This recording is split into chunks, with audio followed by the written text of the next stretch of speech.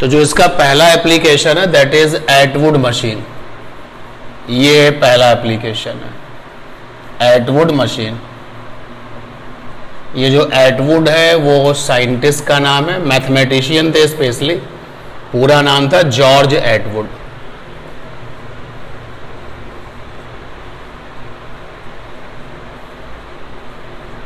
तो इनके नाम से ये मशीन है। अब इस मशीन में हमारे पास में एक मासलेस पुली होगी, मतलब उसका मास इतना कम होगा कि हम उसको इग्नोर कर देंगे, मासलेस पुली। इसको घिरनी भी कहते हैं। डायरेक्शन ऑफ फोर्स को चेंज करने के काम में आती है। जैसे कि अगर ये आपके पास में पुली है और इससे हो करके ये स्ट्रिंग है,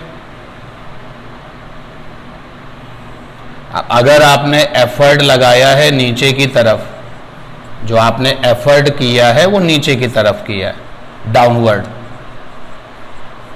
आपने नीचे की तरफ कोई एफर्ट्स लगाया और स्ट्रिंग के दूसरे पॉइंट पर मान लेते हैं कोई मास वाला ऑब्जेक्ट है जिसको लोड कहते हैं, तो ये लोड किधर जाएगा? ऊपर की तरफ। यानी जो आउटपुट आया, भाई आपने इनपुट लगाया नीचे की तरफ, ये आपका इनपुट है,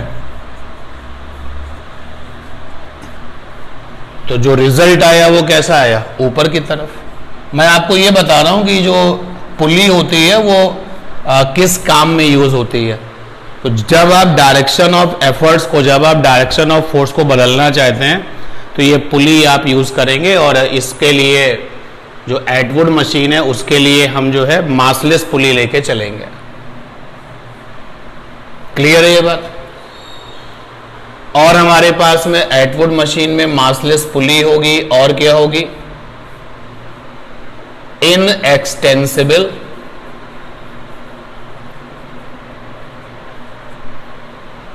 मासलेस स्ट्रिंग होगी। आइडियली तो उनका मास होगा कुछ ना कुछ, लेकिन कंपैरेटिवली बहुत कम मास की होगी।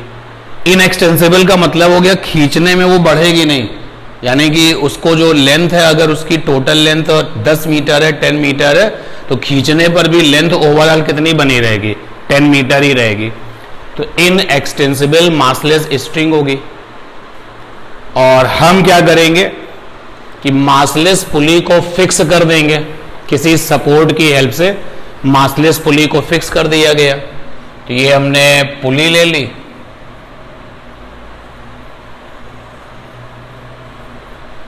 और इसको हमने फिक्स कर दिया।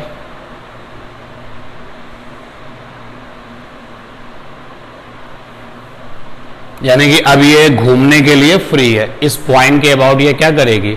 रोटेशन करेगी, घूमने के लिए फ्री है। और इसके ऊपर से स्ट्रिंग को पास किया,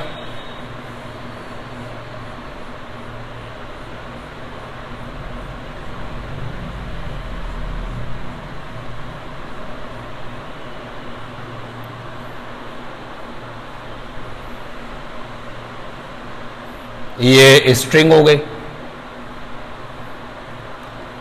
दोनों जो फ्री वाले पॉइंट हैं स्ट्रिंग के, वहां पे मास सस्पेंडेड कर दिए। मान लेते हैं कि इस जगह पर मास हमने m1 को सस्पेंड किया है, और यहां पर जो मास है वो m2 को सस्पेंडेड फॉर्म में रखा है।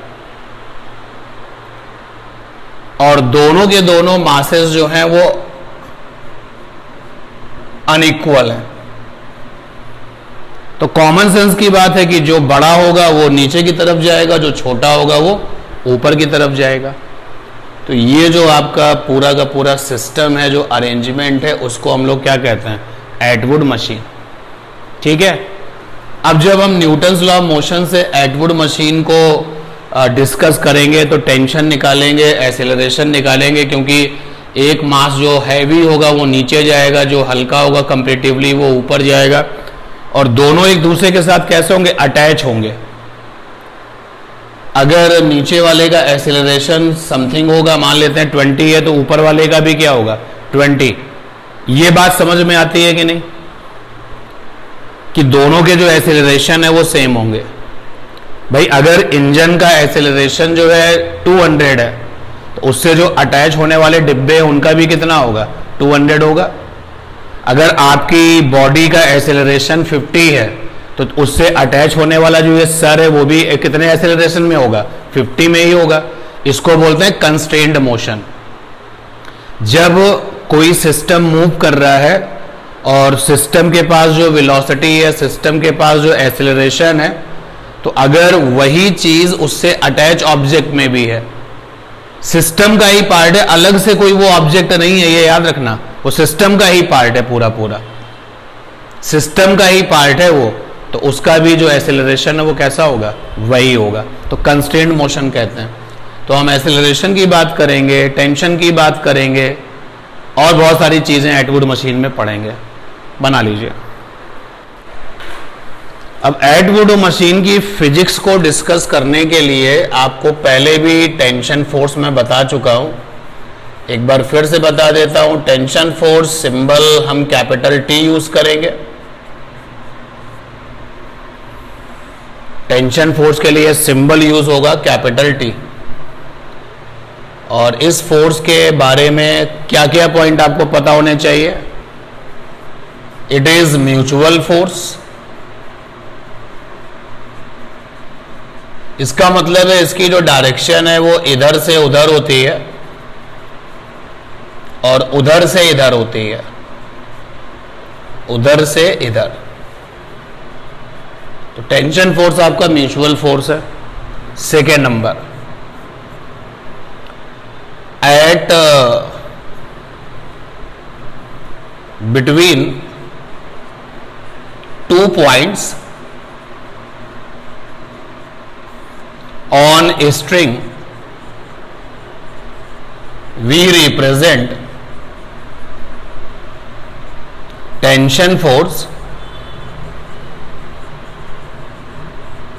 such that these forces try to decrease length of string। Tension force अगर गलत तरीके से दिखाएंगे तो जैसे जैसे आगे बढ़ेंगे वहां प्रॉब्लम हो जाएगी। बिटवीन 2 points ऑन स्ट्रिंग, मान लेते हैं कि हमारे पास में स्ट्रिंग का 2 point ये है, एक पॉइंट ये है कैपिटल ए और एक पॉइंट ये है कैपिटल बी। तो स्ट्रिंग पर आपने 2 point ले लिया, तो टेंशन फोर्स को रिप्रेजेंट करना है। ये म्यूचुअल होता है तो 2 एरो बनेंगे, इधर से उधर, उधर से इधर। तो आपने जो है टेंशन फोर्स ऐसे दिखाया, ये गलत तरीका है, रॉन्ग। क्योंकि इस बात पर ध्यान दें कि tension force capital T such that these forces, यानी जो टेंशन वाले फोर्सेज हैं वो ऐसा फील आना चाहिए कि वो रस्सी की लंबाई को क्या करना चाहते हैं, कम करना चाहते हैं। तो रिपीट किया डायग्राम, मैंने यहां पर ए बनाया, बी बनाया, अब हमने एरो ऐसे लगाए, अब ये सही है। और जो मासलेस रस्सी है ना उसमें टेंशन हर पॉइंट पर सेम होता है। जैसे अब ये एकदम सही है, ये हमने उसी पॉइंट को फॉलो किया जो वहां पे सजेशन दिया गया कि between the 2 points on the string we represent tension force such that these forces try to decrease length of string. ये देखिए दोनों के दोनों एरो ये दिखा रहे हैं कि हम रस्सी की लंबाई को क्या करना चाहते हैं, कम करना चाहते हैं। और जो जिससे अवे है वो उसी पर टेंशन, जैसे ये वाला एरो ए से दूर जा रहा है तो ये ए पर टेंशन है। भैया ये वाला जो टेंशन है वो किस पर हो गया, ए। तो टेंशन फोर्स जिस पर होगा वो उससे हमेशा कहां चलेगा, अवे की तरफ चलेगा। और ये वाला एरो जो है वो बी से दूर जा रहा है तो ये बी पर टेंशन है। मासलेस रस्सी होती है तो टेंशन हर जगह पर सेम रहता है, यानी कि टीए और टीबी की वैल्यू इक्वल होगी। तीसरा जो पॉइंट है कि एट एनी पॉइंट, या इसको ऐसे लिखें कि relative to any point, relative to any point on string tension जो फोर्स होगा, tension force capital T always directed away from it. जो पॉइंट होगा वो हमेशा टेंशन फोर्स उससे दूर जाएगा। और एक डायग्राम बनाते हैं। ये हमारे पास में स्ट्रिंग है, टेंशन में है यानी कि स्ट्रेचिंग फॉर्म में है, और इस पर आपने 2 पॉइंट लिए हैं J और K। तो सबसे पहले टेंशन फोर्स को सही से दिखाना सीखिए, बड़ा इंपॉर्टेंट पॉइंट है, आगे जाके रोल प्ले करेगा। तो हमने दोनों एरो ऐसे बनाए, दोनों पॉइंट के बीच में दोनों एरो इस तरीके से बनाए कि they try to decrease the length of रस्सी। क्लियर है बात? अब जब ये एरो बन जाए तो J वाला पॉइंट है, तो J वाले पॉइंट पर, J वाला पॉइंट रस्सी पर है, तो J वाले पॉइंट से दूर जाने वाला एरो ये है, तो ये टेंशन J पर है और ये टेंशन किस पर है? K पर है। और मासलेस रस्सी में हर पॉइंट पर टेंशन कैसा होता है? सेम होता है। फ्यूचर में इस बात को प्रूफ भी कर देंगे कि अगर रस्सी मासलेस है तो टेंशन हर पॉइंट पे कैसा होता है? सेम होता है। क्लियर है बात?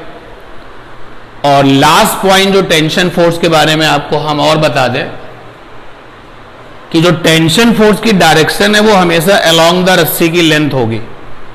Tension force always directed along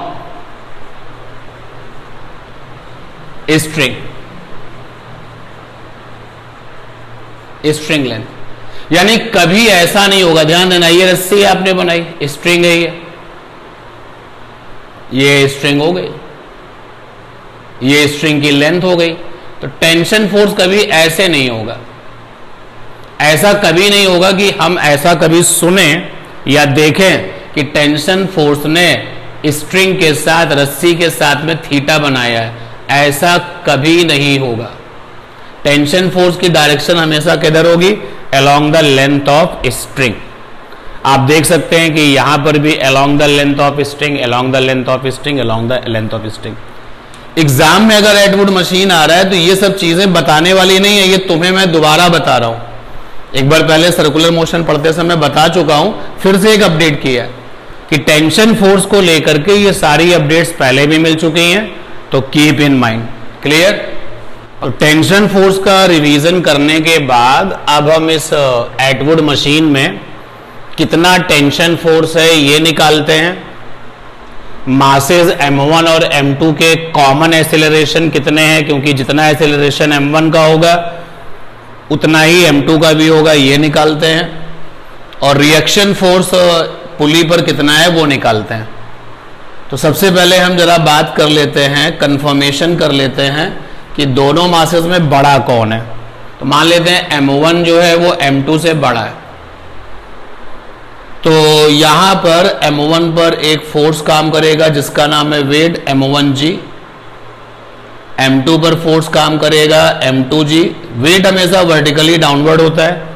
अब टेंशन फोर्स दिखा दीजिए। तो रस्सी का ये वाला पॉइंट पुली के साथ इंगेज है और ये मास के साथ इंगेज है। तो to represent the tension force, direction of tension force should be like this. ऐसा फील आना चाहिए कि tension force try to decrease the length of string. आप देख सकते हैं, अगर मैं इस पॉइंट को, जो ये वाला पॉइंट है, इसको मैं स्मॉल a लिख दूं और इस वाले पॉइंट को स्मॉल b लिख दूं, ये वाला जो पॉइंट है, तो ये वाला टेंशन स्मॉल a पर है और ये वाला टेंशन स्मॉल b पर है। ठीक है, यहां पर एक पॉइंट ले लेते हैं C, यहां पर भी टेंशन है। रस्सी अगर मासलेस है तो टेंशन की वैल्यू हर पॉइंट पे क्या रहती है? सेम रहती है। और ये पॉइंट D है। ठीक है, अब ये पूरा एक सिस्टम है, एटवुड मशीन इस पूरे सिस्टम का नाम है। अब इस सिस्टम में हम इंडिविजुअल की बात करते हैं। जैसे इस सिस्टम में m1 हमारा एक इंडिविजुअल है, जरा इसके बारे में बात करें कि इस पर कौन कौन से फोर्सेस हैं। तो जब हमने m1 को देखा तो m1 पर एक तो वेट वाला फोर्स नीचे काम कर रहा है m1g, और M1 पर काम करने वाला एक फोर्स ये है टेंशन, क्योंकि ये जो B वाला पॉइंट है वो किसके पास है, M1 के पास है, तो M1 पर काम करने वाला टेंशन है। और कोई M1 पर फोर्सेस है नहीं, इन दोनों के अलावा तो कोई और फोर्सेस है नहीं भाई। कहीं पर कोई कांटेक्ट तो है नहीं किसी सरफेस के साथ जो रिएक्शन फोर्स होगा, ये तो सस्पेंडेड मोड में है दोनों के दोनों मासेस। M2 के लिए जरा देखें, M2 पर लगने वाले फोर्सेस की बात करें तो M2 पर एक तो उसका अपना वेट जो है वो नीचे काम कर रहा है M2G, और D वाला पॉइंट M2 के साथ है, इसलिए M2 पर काम करने वाला टेंशन ये रहा। तो ये M2 पर काम करने वाले सारे फोर्सेस हो गए, ठीक है। अब हम इस पुली को देखते हैं। ये जो पुली है, पुली के पास में एक पॉइंट A है और वहां से वर्क करने वाला टेंशन T, और ये C पॉइंट है, यहां पर भी टेंशन T। यानी ये दोनों के दोनों टेंशन मिलकर के पुली को क्या करेंगे, नीचे खींचेंगे। और हमने पुली को मासलेस लिया है, तो अगर आप पुली के वेट के बारे में सोचोगे तो ब्रैकेट और यहां पर G, तो यहां पर मास रखोगे P फॉर पुली का, और पुली का मास हमने क्या लिया है, 0, तो ये वेट जैसी चीज तो वहां पर होगी नहीं। तो ये दोनों के दोनों टेंशन फोर्स पुली को क्या करेंगे भाई, A वाला पॉइंट किसके पास है, पुली के पास है, स्ट्रिंग के पास है, लेकिन वो स्ट्रिंग किससे अटैच है, पुली के से, और C वाला पॉइंट भी पुली से अटैच है स्ट्रिंग के साथ। तो ये दोनों टेंशन पुली को नीचे क्या करना चाहते हैं, खींचना चाहते हैं, लेकिन पुली को क्या किया गया, फिक्स किया गया। तो जब ये नीचे की तरफ रिएक्शन एक्शन होगा नीचे की तरफ, तो ऊपर एक क्या बनेगा, रिएक्शन, जो कि रिएक्शन फोर्स जो है इस टेंशन फोर्स को क्या करेगा, कैंसिल कर देगा, न्यूटन का थर्ड लॉ। ये दोनों फोर्स पुली पर एक्शन लगा रहे हैं, नीचे खींच रहे हैं, लेकिन पुली कैसे है, फिक्स है। अगर पुली फिक्स है तो इन दोनों का टोटल कितना हो गया, 2T, जो कि नीचे की तरफ है। इन दोनों फोर्सेस का जो टोटल है वो 2T है, जो कि नीचे की तरफ है। तो इस फोर्स को कट करने वाला, कैंसिल करने वाला कोई ना कोई फोर्स होना चाहिए। तो ये नीचे एक्शन है, तो ये क्या हुआ, रिएक्शन। तो रिएक्शन वाला फोर्स हमने कैपिटल R लिया है, तो capital R is equal to क्या हो जाएगा, 2T। क्लियर। यहां पर आ जाते हैं, क्योंकि M1 बड़ा है और M2 छोटा है। M1 बड़ा है, M2 छोटा है, तो जो M1 वाला मास है वो नीचे की तरफ मोशन करेगा, इसका डाउनवर्ड मोशन होगा, डाउनवर्ड मोशन। और इसके पास में दो फोर्सेस हैं, ये और ये, तो बड़ा कौन हुआ, M1G, तभी तो नीचे की तरफ मोशन हो रहा। तो नेट फोर्स क्या हो जाएगा, M1G और माइनस का T, ठीक है, M1G माइनस का T। क्लियर ये बात। पूरे के पूरे डिस्कशन में इस पॉइंट पर न्यूटन का थर्ड लॉ यूज हो चुका है, और यहां पर ये मोशन करने वाला ऑब्जेक्ट है, और मोशन करने वाले ऑब्जेक्ट पर ये क्या लिखा हुआ है, नेट फोर्स लिखा हुआ है। उधर न्यूटन का सेकेंड लॉ कहता है F इज इक्वल टू क्या, M into a, force is equal to क्या होता है, मास इंटू एक्सेलरेशन। तो अभी हमारे डायग्राम के अकॉर्डिंग नेट फोर्स ये है, और ये मोशन कर रहा है, ये एक्सेलरेशन ए से नीचे जा रहा है, ऐसा हम एज्यूम कर रहे हैं कि इसके पास जो एक्सेलरेशन है वो ए है, तो एक्सेलरेशन ए से ये नीचे जाएगा, और कंस्ट्रेंट मोशन होने की वजह से एक्सेलरेशन ए से ये ऊपर जाएगा। इस एक्सेलरेशन पर आप फोकस कर पाए तो मैंने वहां पर ए स्टार बना दिया है। एक्सेलरेशन ए स्टार से ये नीचे जाएगा, तो ये क्या होगा, ऊपर जाएगा। तो आपके डायग्राम के अकॉर्डिंग इस पर जो नेट फोर्स है मोशन वाला वो ये है। न्यूटन के अकॉर्डिंग फोर्स क्या होता है, मास इंटू एक्सेलरेशन। इसका मास कितना है, M1, एक्सेलरेशन कितना है, ए स्टार।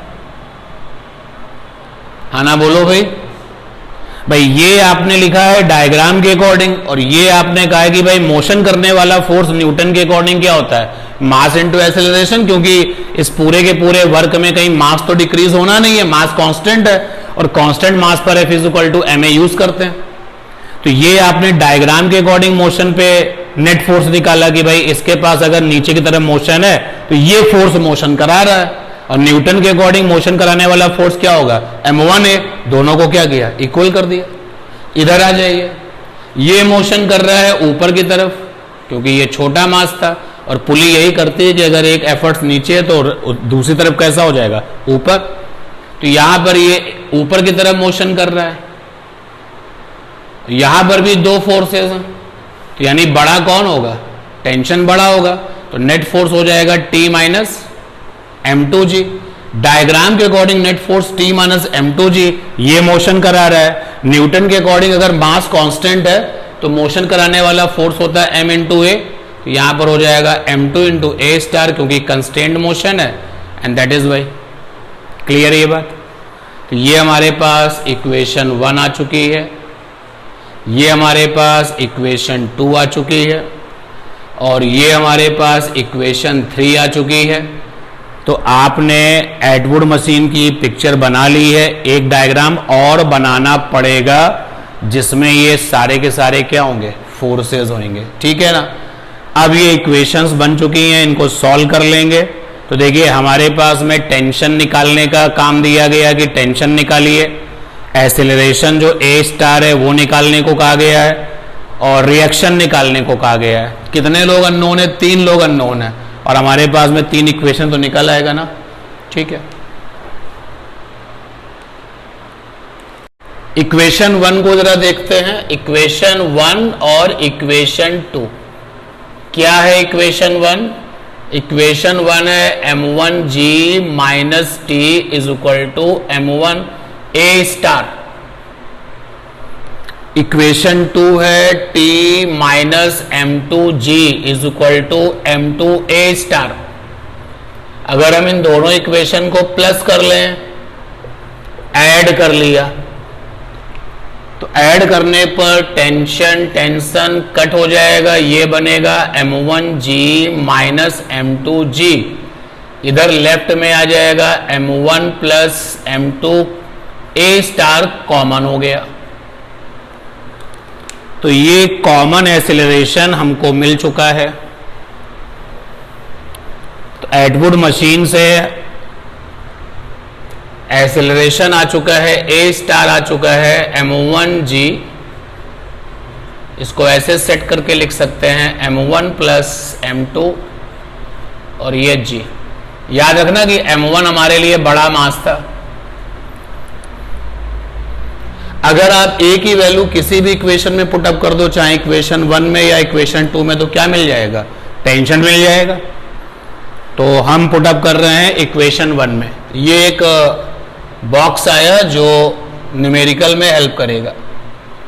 फ्रॉम इक्वेशन 1, एक बार फिर से इक्वेशन 1 है m1g minus t m1a star.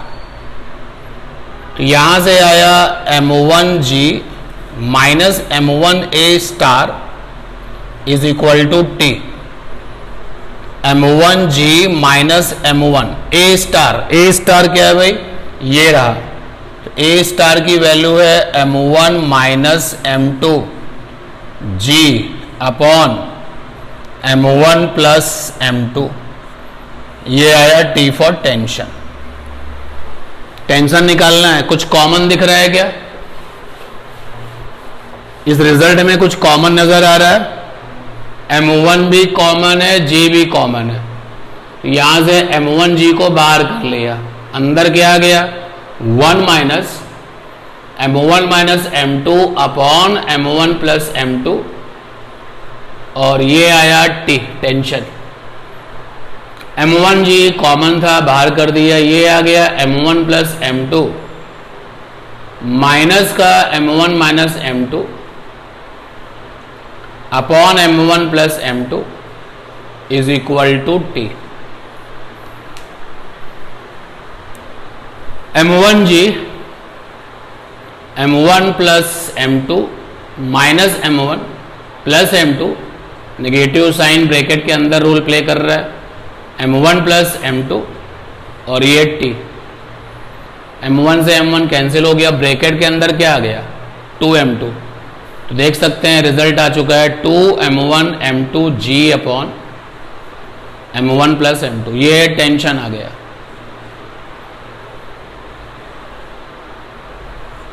Tension आ गया। अब टेंशन आ गया तो रिएक्शन इसका क्या है, डबल है। तो फ्रॉम इक्वेशन 3, फ्रॉम इक्वेशन 3 आपके पास इक्वेशन 3 होगा जहां पर लिखा हुआ है क्या, reaction is equal to 2T। तो रिएक्शन फोर्स आ गया 4m1 m2g upon m1 plus m2, ये आ गया, तीनों रिजल्ट आ गए। तो ये प्रिंसिपल ऑफ एटवुड मशीन हम लोगों ने किया, जिसमें रिएक्शन आ चुका है, टेंशन आ चुका है और कॉमन एक्सेलरेशन आ चुका है। कॉमन एक्सेलरेशन निकालने का एक शॉर्टकट भी है, उसको भी सीख लो। शॉर्टकट है कॉमन एक्सेलरेशन निकालने का। देखिए अगर फिक्स्ड पुली है, शॉर्टकट हमारे पास है फिक्स्ड मासलेस पुली, ये आपके पास फिक्स्ड मासलेस पुली है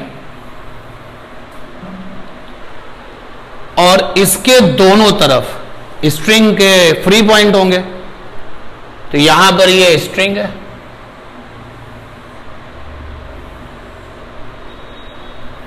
अच्छा अगर यहां पर हम मास का सस्पेंडेड मास नहीं रखोगे तो टेंशन क्रिएट ही नहीं होगा। टेंशन के लिए रस्सी में क्या होना चाहिए, टेंशन फोर्स आना चाहिए। तो आपको एफर्ट्स लगा के रस्सी को क्या करना पड़ेगा, खींचे रखना पड़ेगा। तो यहां पर आपने मास लगाया था m1 जो कि बड़ा मास था और ये था m2।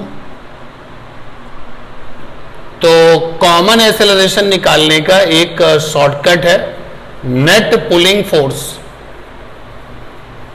Net pulling force upon total mass.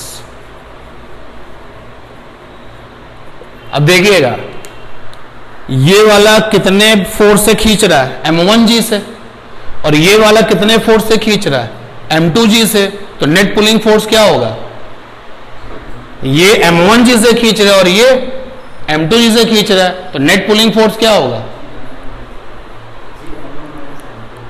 Net pulling force क्या होगा, g m1 माइनस m2। अरे यार ये आपको इस तरीके से भी समझना चाहिए। मैं स्ट्रिंग का अरेंजमेंट करता हूं पहले। इसको मान लेते हैं ये स्ट्रिंग है, ये एज ए स्ट्रिंग है। वैसे तो हमारी फिजिक्स वाली जो स्ट्रिंग है वो इनएक्सटेंसिबल है। ये स्ट्रिंग है, ये पुली हो गई, ये देखो इसको खींच रहा है, ये खींच रहा है ना। तो आप देख सकते हो कि जिस हिस्से को खींचा जा रहा है वो एकदम कैसा है, स्ट्रेट, और ये खींच नहीं रहा है इसलिए स्ट्रेट नहीं है। इधर भी अगर कोई मास सस्पेंडेड कर दिया जाता तो इसमें भी क्या आ जाता, टेंशन आ जाता। चलिए मास सस्पेंडेड करते हैं। ये जो दोनों के दोनों मासेस हैं ना, उनके जो वेट हैं वही तो उसको खींच रहे हैं। अब देखिएगा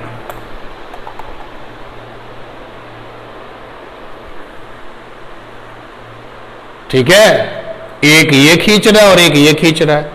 ये कैसे खींच रहा है, क्या कोई ताकत लगा रहा है, इसका अपना जो वेट है ना वो खींच रहा है रस्सी को। तो इसका अपना वेट रस्सी को खींच रहा है, इसका अपना वेट भी रस्सी को क्या कर रहा है, खींच रहा है। तो यहां पर इसका अपना वेट m1g खींच रहा है और यहां पर इसका अपना वेट m2g खींच रहा है। तो मैं आपसे ये पूछ रहा हूं नेट पुलिंग फोर्स कितना है रस्सी पर, नेट पुलिंग फोर्स कितना है। m1 को बड़ा लिया, m2 को छोटा लिया। शिवम ने तो आंसर दे दिया, बाकी सारी की सारी क्लासेस आंसर को नहीं भी बताना चाहते क्लास में तो कुछ तो सोच रहे होंगे, प्लीज बताएं नेट पुलिंग फोर्स कितना है। m1g नीचे की तरफ है, m2g भी नीचे की तरफ है, नेट पुलिंग फोर्स कितना है।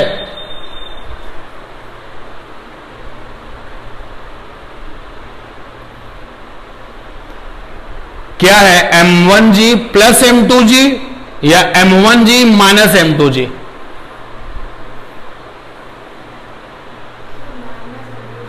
माइनस m2g होगा, सभी लोग कह रहे हैं ना। रस्सी के दोनों किनारों पर जो खिंचाव फोर्स होते हैं ना, जो पुलिंग फोर्सेस होते हैं, वो हमेशा डायरेक्शन में कैसे होते हैं? अपोजिट। अगर मैं रस्सी आपको एक पॉइंट रस्सी का आपको पकड़ा देता हूं, एक पॉइंट रस्सी का आपको पकड़ा देता हूं, ये पॉइंट आपने पकड़ लिया, ये हमने पकड़ लिया, अगर हम एक दूसरे की तरफ फोर्स लगाएंगे तो टेंशन आएगा नहीं। ये देखिए क्या सीखा, रस्सी के दोनों किनारों पर खिंचाव वाला फोर्स, पुलिंग वाला फोर्स डायरेक्शन में कैसा होता है? अपोजिट होता है। यानी कि M1G और M2G कैसे होंगे? अपोजिट खिंचाव के रेफरेंस में। ठीक है, तो बड़ा कौन था? M1, तो नेट पुलिंग फोर्स हो जाएगा बड़ा वाला पुलिंग माइनस छोटा वाला पुलिंग, अपॉन में टोटल मास क्या हो जाएगा? M1 plus M2। तो यहां से आ जाएगा M1 माइनस M2 और अपॉन में आया M1 प्लस M2 और ये रहा G A स्टार। आ गया? ये देखो निकल के आया। आप सोच के देखो कि एटवुड मशीन की बात नहीं हो रही है, बट प्लीज एक बात और समझ लेना, ये शॉर्टकट तब है जब आपके पास में पुली कैसी होगी? फिक्स होगी, तभी ये काम करेगा। तो मैं आपसे कह रहा हूं कि आपको एटवुड मशीन की कहानी नहीं लिखनी है एग्जाम में, एक न्यूमेरिकल करना है। तो ये बड़े काम का रिजल्ट है कि नहीं है? ठीक है, जरा एक क्वेश्चन लेते हैं इस पर। रस्सी के दोनों किनारों पर जो पुलिंग एफर्ट्स होते हैं वो डायरेक्शन में हमेशा कैसे होते हैं? अपोजिट होते हैं। लिख देता हूं ये बात कि at two ends of string pulling forces always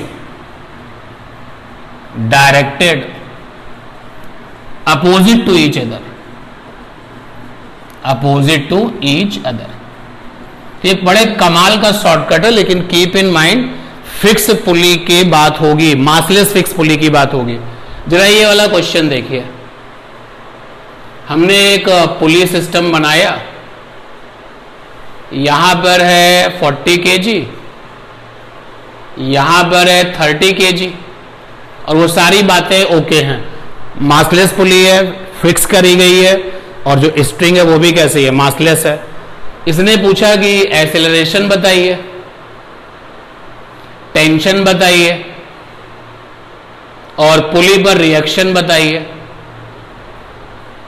तो आपको एटवुड मशीन के फार्मूले अगर याद है तो आपने फार्मूला अप्लाई किया, एक्सेलरेशन इज इक्वल टू था बड़ा मास माइनस छोटा मास अपॉन में बड़ा मास प्लस छोटा मास और इनटू में जी। बड़ा मास यहाँ पर 40 है, छोटा 30 है, जी यहाँ पे 10 ले लिया जाए और 40 प्लस 30 ये आ गया 10 10 जा 100 अपॉन में 70 यानी 10/7 मीटर पर सेकंड स्क्वायर। ये अगर आपको एक्सेलरेशन का फार्मूला एटवुड मशीन का याद है तो आपने अपना रिजल्ट बना दिया।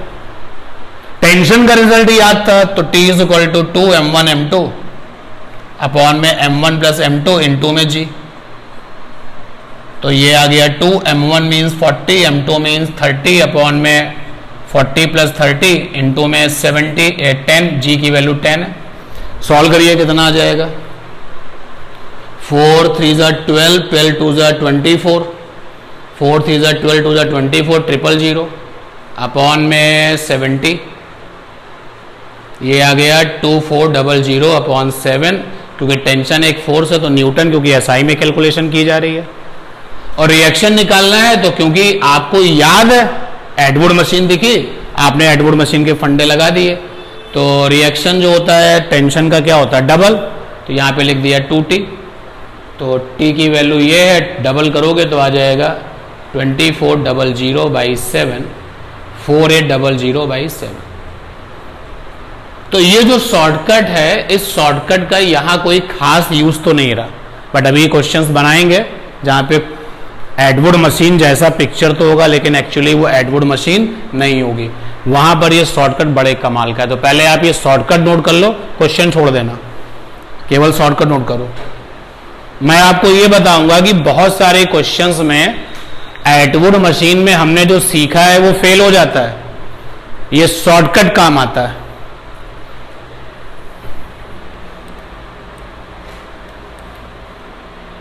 तो मैं रिपीट करता हूं अपनी बात को, अगर बिल्कुल हूबहू न्यूमेरिकल एटवुड मशीन का आ गया तब तो जो फार्मूले आपको लर्न हैं वो आपकी हेल्प कर देंगे, लेकिन ये जो शॉर्टकट है वो बड़ा पावरफुल है। जरा इस अगले क्वेश्चन को देखिए तो आपको मेरी बात समझ में और अच्छे से आएगी, क्योंकि यहां पे शॉर्टकट लगाने से कोई ज्यादा फायदा नहीं, क्योंकि जिसको एटवुड मशीन के स्टैंडर्ड रिजल्ट याद है उसने क्वेश्चन कर लिया। लेकिन जरा इस क्वेश्चन को देखिएगा, फिक्स पुली है, एटवुड मशीन जैसा क्वेश्चन है बट एटवुड मशीन है नहीं। देखिएगा ये पुली फिक्स है, मासलेस पुली है, फिक्स है, ये रस्सी है, ये रस्सी है, यहां पर है 2 kg, यहां पर है 1 kg, एक दूसरी रस्सी है, यहां है 4 kg। चलिए इतना ही रखते हैं। अब क्या ये as it is Atwood machine है? यहां रस्सी तो अलग आ गई ना, एक रस्सी और आ गई। अब यहां का क्वेश्चन कैसे करेंगे? यहां का क्वेश्चन एटवुड मशीन के जो रटे हुए फार्मूले हैं उनसे नहीं बन पाएगा, क्योंकि एटवुड मशीन में एक सिंगल फिक्स पुली थी और उसके इधर उधर से पास होने वाली जो स्ट्रिंग थी उस पर जो है सस्पेंडेड मासेस थे, और क्वेश्चन में जो है आपसे पूछा जा रहा था। अब इसको कैसे करें? देखो कॉमन सेंस से, यानी कि शॉर्टकट लगा करके हम पहले कॉमन एक्सेलरेशन निकालते हैं। हमसे पूछा गया है फाइंड एक्सेलरेशन, टेंशन, ये दो चीजें पूछी गई हैं। रिएक्शन भी जानना है तो जा सकते हैं। तो सबसे पहले एक्सेलरेशन निकालते हैं, शॉर्टकट लगाया, एक्सेलरेशन इज इक्वल टू है net pulling force, net pulling force upon में टोटल मास, टोटल मास। अब देखिएगा इधर की तरफ नेट पुलिंग फोर्स हो जाएगा 4 to 6 into G, और इधर कितना हो जाएगा 1 into G। तो पुलिंग फोर्सेस हमेशा डायरेक्शन में कैसे होते हैं? अपोजिट। तो नेट पुलिंग फोर्स हो जाएगा 6G माइनस का G, 1 into G। यहां का नेट मास हो गया 4 to 6 और इधर ये 1, और टोटल मास कितना हो जाएगा 4 to 6 और 7। तो देखिए एक ही वैल्यू आ गई कितनी, 5G/7। अगर आप G की वैल्यू पुटअप करते हैं तो ये आया 50/7 मीटर पर सेकेंड स्क्वायर। ठीक है, यानी इस क्वेश्चन का एक्सेलरेशन तुम्हारे बेसिक जो पुली का, इस एटवुड मशीन का जो फंडा उससे नहीं निकला, बट शॉर्टकट से निकल गया। अब अगर इसको कोई प्रॉपरली बिल्कुल आइडियल वे में इस क्वेश्चन को करता कि भाई वो फोर्सेस दिखाता और फिर फोर्सेस दिखाने के बाद में एक्सेलरेशन निकालता, शॉर्टकट से मैंने निकाल दिया है। अब मैं जरा आपको फोर्सेस दिखा रहा हूं, ध्यान देना। ये जरा 2 kg को देखिए, 2 kg पर टेंशन ऊपर होगा, यहां देखो 2 kg पर टेंशन ऊपर होगा। हम केवल 2 kg की बात कर रहे हैं। चलिए मेन पिक्चर में आपको टेंशन दिखा भी देते हैं, फिर हम 2 kg की बात करते हैं। यहां पे टेंशन ऐसे दिखाओगे, रस्सी एक ही है तो टेंशन सेम रहता है मासलेस रस्सी में, बट यहां रस्सी बदल गई, रस्सी बदल गई तो टेंशन बदल जाएगा, T dash T dash, tension हमने दिखा दिया। ठीक है, अब मैं केवल 2 की बात करता हूं, तो 2 पर काम करने वाला टेंशन नीचे है, एक टेंशन 2 पे काम करने वाला नीचे है T डैश, एक टेंशन 2 kg पर ऊपर लग रहा है और एक नीचे लग रहा है। देखो इधर भाई 2 kg पर टेंशन 2 से दूर जाएगा, जिस पर टेंशन वो हमेशा उससे क्या करता है, दूर जाता है। तो ये 2 kg पर एक टेंशन इससे दूर जा रहा है ये, और एक इधर जा रहा है T डैश। क्लियर है बात? और 2 kg का नीचे वेट भी तो होगा 2 into G, होगा कि नहीं होगा? और कोई फोर्स तो नहीं होगा 2 kg पर? नहीं। अब जरा 4 पे आ जाते हैं, 4G पर आ जाते हैं, 4 kg जिसका वैल्यू है 4 kg पर एक टेंशन है T डैश, दिखा मेन पिक्चर में, ये T डैश, और ये आया आपका 4G वेट। क्योंकि इधर वाला भारी है तो ये नीचे जाएगा और ये क्या करेगा, ऊपर जाएगा। तो ये नीचे जा रहा है, नीचे जा रहा है। जरा इस 1 kg को भी देख लेते हैं। 1 kg पर एक टेंशन है ऊपर, और ये आपका 1 × g, और ये ऊपर जा रहा है। चलिए यहाँ पे नेट फोर्स, तो नीचे जा रहा है तो नेट फोर्स हो जाएगा T डैश प्लस 2g। ये नीचे वाला नेट आ गया माइनस T, ये हमारे रूल के अकॉर्डिंग जो डायग्राम है उसके अकॉर्डिंग नेट फोर्स आ गया। इससे मोशन हो रहा है, न्यूटन के according motion is equal to F is equal to m × a, तो यहाँ पे हो जाएगा 2 × a। ठीक है, यहां लिखे, ये भी तो नीचे जा रहा है, तो यहां हो जाएगा net force 4g minus T dash is equal to 4 × a। बात समझ पा रहे हैं, बात समझ पा रहे हैं।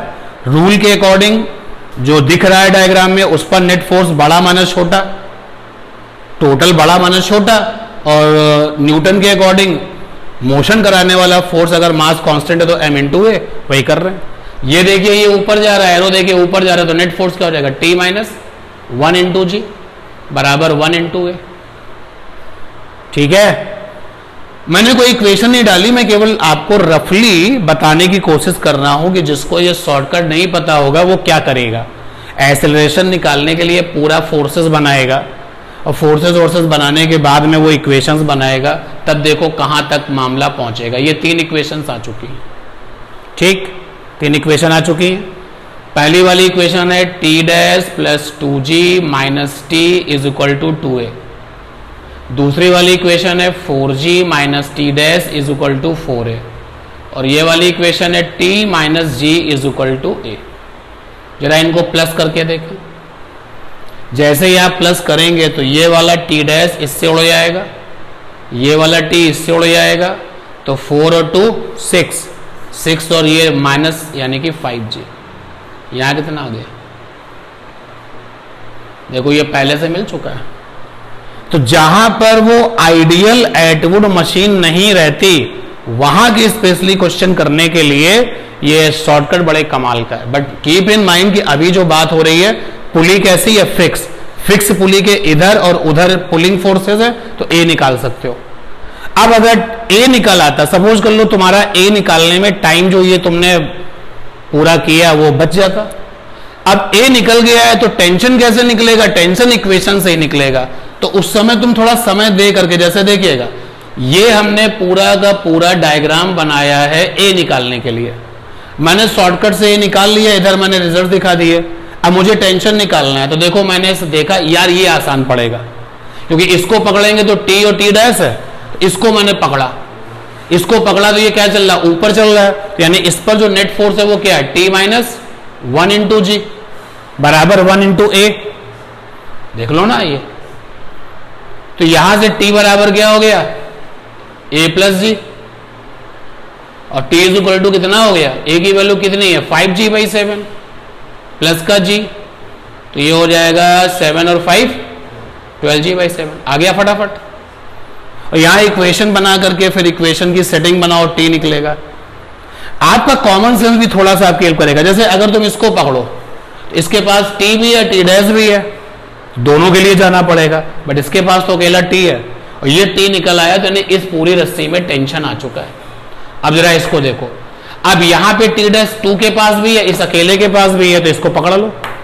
ये देखो मैंने रखा हुआ, ये कितना है 4g minus T dash is equal to कितना है 4a, तो यहां से T dash is equal to कितना हो जाएगा 4g माइनस का 4a, तो 4g a की वैल्यू कितनी है, a की वैल्यू है 5g/7।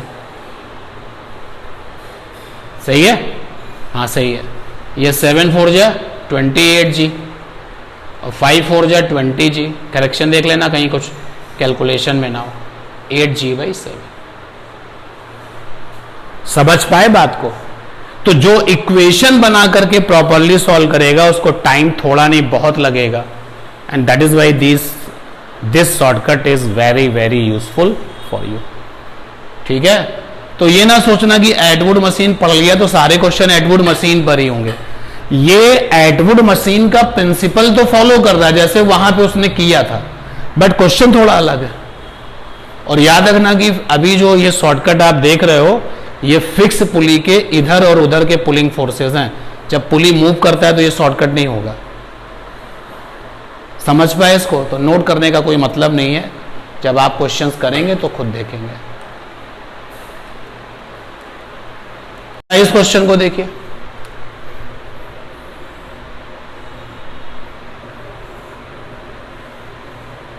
ये 40 kg है,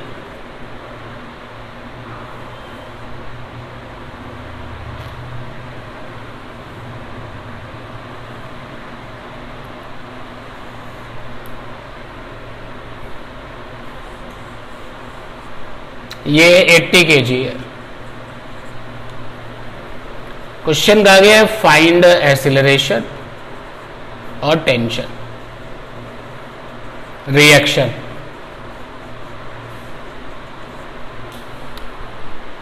आप अपने आप को, अपने माइंड को सेट करिए उन प्रॉब्लम्स के लिए जहां पर एक पुली है, मासलेस है लेकिन फिक्स है।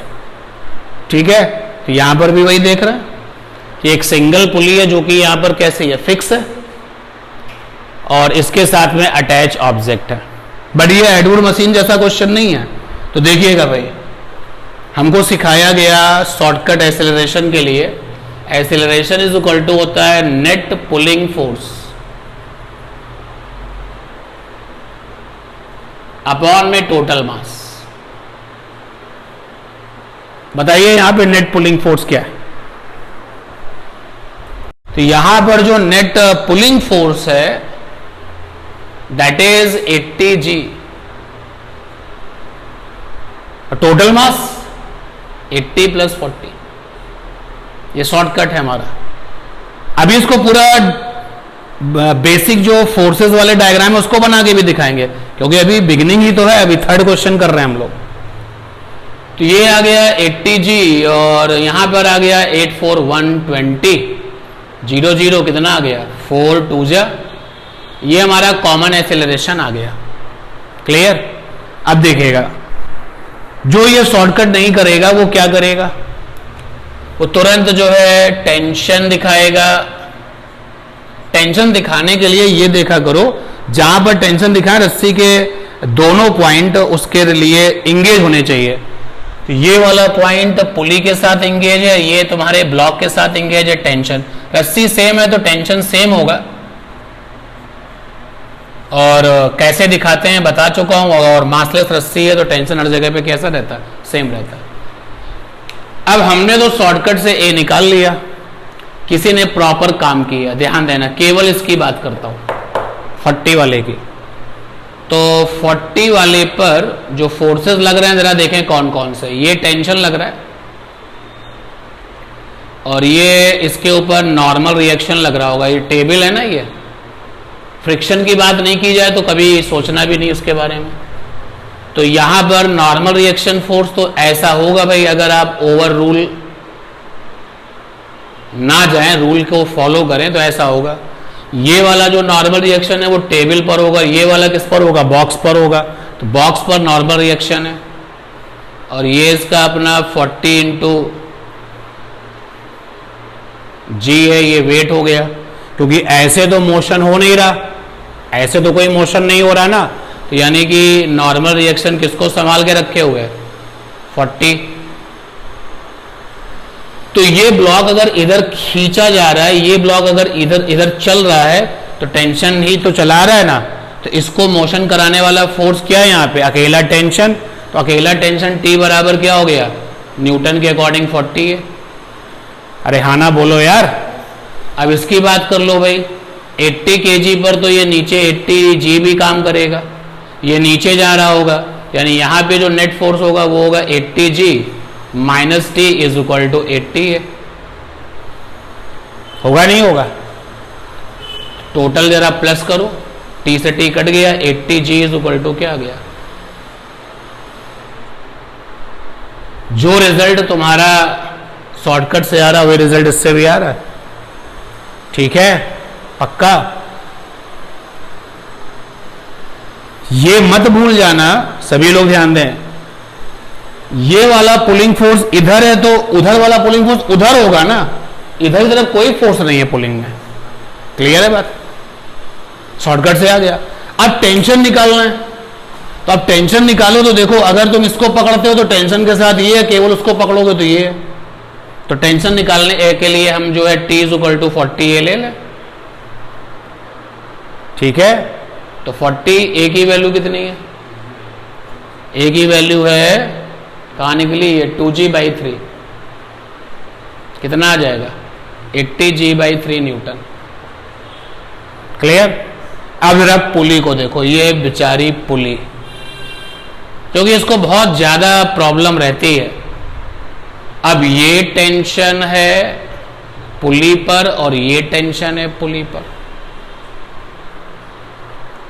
तो ये दोनों टेंशन का जो टोटल है वो कितना होगा? टोटल आ जाएगा T√2। कैसे? √a² + b² + 2ab cos 90, ये टोटल टेंशन आ गया 2t², तो ये आ गया T√2। अब ये टोटल टेंशन इसको ऐसे खींच रहा है, बट पुली अपनी जगह पर क्या है? फिक्स है, यानी इसके अपोजिशन में क्या लगा हुआ? रिएक्शन। यहां पर रिएक्शन फोर्स की वैल्यू कितनी हो जाएगी? T√2, ठीक है। तो रिएक्शन T की वैल्यू है 80g√2/3। क्लियर भाई। यहां पर जो पुली है, इस पुली पर नेट फोर्स ये आया, मैं मेन पिक्चर में भी बनाता हूं, ये देखिए, और ये जो नेट फोर्स आया टी की हेल्प से, वो T√2 आया। तो यही फोर्स हमारे इस पुली को क्या कर रहा होगा? इधर दबा रहा होगा, चलो इधर इधर चलो, बट ये तो अपनी जगह पे फिक्स है, यानी इसी का एंटी क्या होगा? रिएक्शन। तो यहां पे आर की वैल्यू 2t नहीं, आर की वैल्यू कितनी है? T√2। कुल मिलाकर के शॉर्टकट से एक्सीलरेशन निकालेंगे तो चीजें कैसी होती हैं? आसान हो जाती हैं। समझ पा रहे हैं बात को? क्या सीख रहे हैं हम लोग आज? एक सिंगल फिक्स पुली है, उसके लिए बात कर रहे हैं। एडवुड मशीन आया तब तो हम पूरा डिटेल में देंगे उसका आंसर। एडवुड मशीन का कोई न्यूमेरिकल भी आ गया तो जिन लोगों को फार्मूले याद है वो अपना कर ले जाएंगे। बट अगर एडवुड मशीन जैसी प्रॉब्लम है, बट एडवुड मशीन नहीं है एग्जैक्टली, तो उन प्रॉब्लम्स के लिए बहुत सारा काम है, ठीक है। बहुत बड़ा चैप्टर है न्यूटन्स लॉ ऑफ मोशन।